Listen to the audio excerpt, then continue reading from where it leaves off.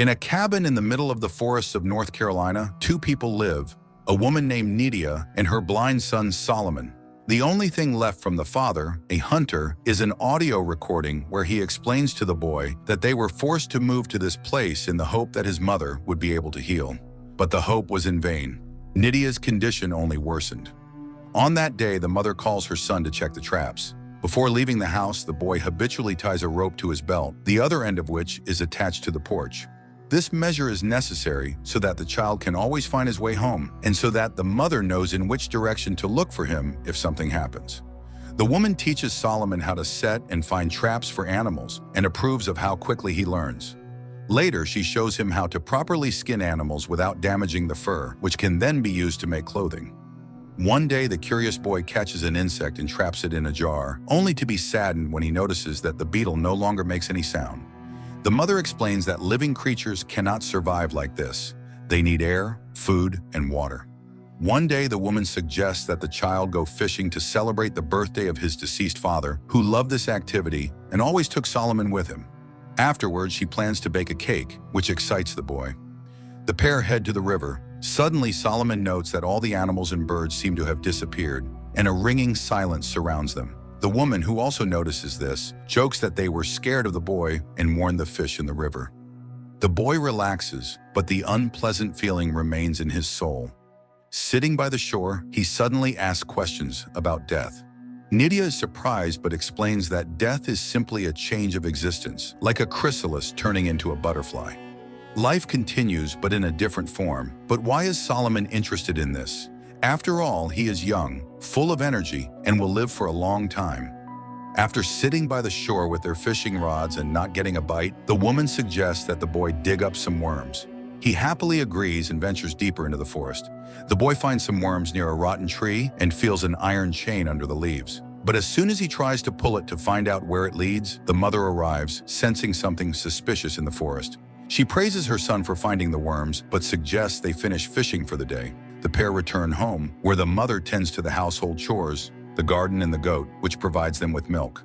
Solomon helps dig up root vegetables. The mother praises her son for his help, hiding that she feels worse and worse. In the evening, she bakes the promised cake and suggests that her son sing the traditional song, but the boy doesn't like it. Then Nydia offers to let him blow out the candle on the cake in front of him, and Solomon fulfills the request. But he refuses to share his wish, believing it won't come true if he does. At night, the mother plays an audio recording she and the boy's father made for little Solomon. They tell a story about a little goat that once ran into the forest where a terrible monster lived. The parents loved their little goat very much and were inconsolable, but the goat, seeing the monster, managed to escape and return home, bringing great joy to his mother and father. They hugged him, and he promised never to return to the dark forest again. After listening to the story again, Solomon again raises the question of death, as he didn't understand his mother's earlier explanation. Then Nydia tells him about faith. However, the boy barely understands and declares that he believes in his mother above all else. The years pass, but one day the mother disappears, leaving the boy only a recording of her voice, in which she says goodbye to her son and reminds him of the three main rules of their life. He must always share with the forest everything he gets from it, half for him, half for the forest. The second rule, when he feels down and ready to give up, he must sing their song. And the third rule, he must never take off the rope. Time passes. Solomon becomes a teenager. He has fully adapted to life alone, hunting, fishing, chopping wood, and checking traps on his own. When he feels particularly sad, he listens to the tapes with the voices of his loved ones. One day, while eating near the house, the boy hears a strange sound from the thicket. Putting down his plate, he rushes into the forest but finds nothing unusual, though he senses someone's presence nearby. Before bed, he listens to his mother's voice recording again. However, he cannot sleep. The boy gets up and leaves the house. Then he hears the plaintive bleating of his goat and runs towards the sound until the rope reaches its limit. At the very edge of the rope's reach, he manages to feel the goat's body in the grass. But at that moment, something unknown grabs the animal and drags it into the depths of the forest. Feeling his hands, the boy realizes they are covered in blood and tries to wipe it off. Morning comes. Solomon is frightened, but continues to live according to his established routine. But one day, he suddenly hears a gunshot in the forest. The boy rushes in that direction and stumbles upon a dead deer. But then, a man emerges from the trees, claiming it as his kill. Frightened, Solomon begins to wave his knife, and the stranger is forced to knock him out with the butt of his rifle. The boy comes to his senses near his house. The hunter, sitting opposite, tends to his wound, apologizing for the harm caused. He read the name on the knife, Lucas, and assumes that's the boy's name. But the boy admits that it was his father's name, who is now gone. The hunter apologizes again, saying he didn't mean to scare him, and noticing the rope, he carried him back to the house. Hank, the man's name, asks the young man why he lives alone and where his parents are, as the boy looks very young. But Solomon doesn't answer. The day is already ending, so the hunter asks for permission to spend the night in the house. In return, he offers some painkillers. When the boy refuses, as he doesn't know what pills are, Hank promises to cook a hot meal from the deer, and Solomon agrees. Hank examines the house from the inside and realizes that the young man has never left its boundaries and therefore simply doesn't know about the outside world. Meanwhile, the boy listens to his mother's last message, huddled in the corner of his room, feeling uncomfortable in the presence of a stranger. Hank finds homemade books that Solomon's mother made for him and feels sorry for the boy. He behaves kindly and generously offers the young man the soup he prepared. He again offers to help the boy, saying he can guide him to people and help him settle into the big world. But Solomon refuses, which Hank attributes to his deep love for home, lamenting that he himself doesn't have one. He again asks about the parents, saying the boy looks a lot like the woman in the photo. Perhaps that is his mother? After dinner, they go to bed, though Solomon doesn't part with his knife. But realizing that Hank poses no threat, he finally lies down. However, in the middle of the night, both are awakened by a loud and terrifying sound, similar to the roar of an unknown animal. Hank, armed with a flashlight and rifle, goes outside to check what's happening. It's quiet around the house, and the man heads into the forest. Soon he finds blood traces at the base of a tree and realizes that some animal has died there. On the tree itself, there are bloody marks, and the bark is scraped off. Stopping, Hank surveys the area through his scope and notices something suspicious in the bushes.